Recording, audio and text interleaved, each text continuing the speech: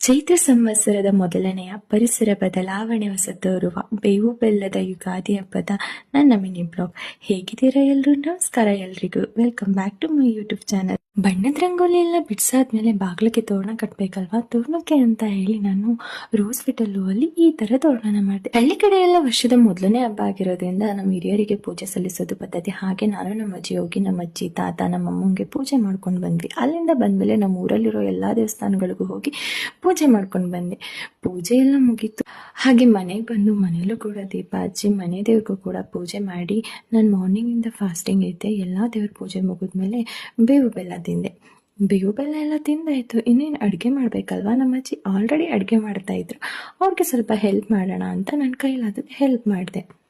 ಹಾಗೆ ಅಡುಗೆ ಎಲ್ಲ ಹಾಕಿ ಲಾಸ್ಟಲ್ಲಿ ಹೂರ್ಣ ಮಾಡಬೇಕಾಗಿತ್ತು. ಅದಕ್ಕೆ ನಮ್ಮ ಅಜ್ಜಿ ಒಳ್ಕಲ್ಲಲ್ಲಿ ಆಡಿಸ್ತಾ ಇದ್ರು. ನಾನು ನಮ್ಮ ಅಜ್ಜಿ ಸೇರ್ಕೊಂಡು ಒಳ್ಕಲ್ಲಲ್ಲಿ ಆಡಿಸಿದ್ವಿ. ನಂತರ ಒಬ್ಬಿಟ್ಟೆಲ್ಲ ತಟ್ಟಿ ಅಡುಗೆ ಎಲ್ಲ ಮಾಡಿ ಈಚೆಗಡೆ ಬಂದು ನೋಡಿದ್ರೆ ಆಲ್ರೆಡಿ ಈವ್ನಿಂಗ್ ಆಗಿತ್ತು. ನಮ್ಮ ಸೂರ್ಯ ಕೂಡ ಮುಳುಗ್ತಾ ಇದ್ದ.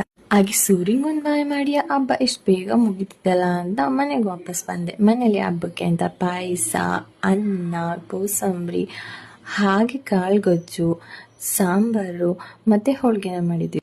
ಬಾಳೆ ಎಲೆಯಲ್ಲಿ ಊಟ ಮಾಡಿದೆ. ಹಬ್ಬ ಕಂಪ್ಲೀಟ್ ಆಗುತ್ತಾ? ನನ್ನ ಈ ವಿಡಿಯೋ ನಿಮಗೆ ಇಷ್ಟ ಆಗಿದ್ರೆ ಪ್ಲೀಸ್ ನನ್ನ ವಿಡಿಯೋಗೊಂದು ಲೈಕ್ ಮಾಡಿ. ಇನ್ನ ಇಷ್ಟ ಆದರೆ ಕಮೆಂಟ್ ಬಾಕ್ಸಲ್ಲಿ ನಿಮ್ಮ ಅನಿಸಿಕೆನ ಕಮೆಂಟ್ ಮಾಡಿ. ನನ್ನ ಚಾನಲ್ನ ಸಬ್ಸ್ಕ್ರೈಬ್ ಮಾಡಿ. Thank you for watching. Lots of love. ಮತ್ತೆ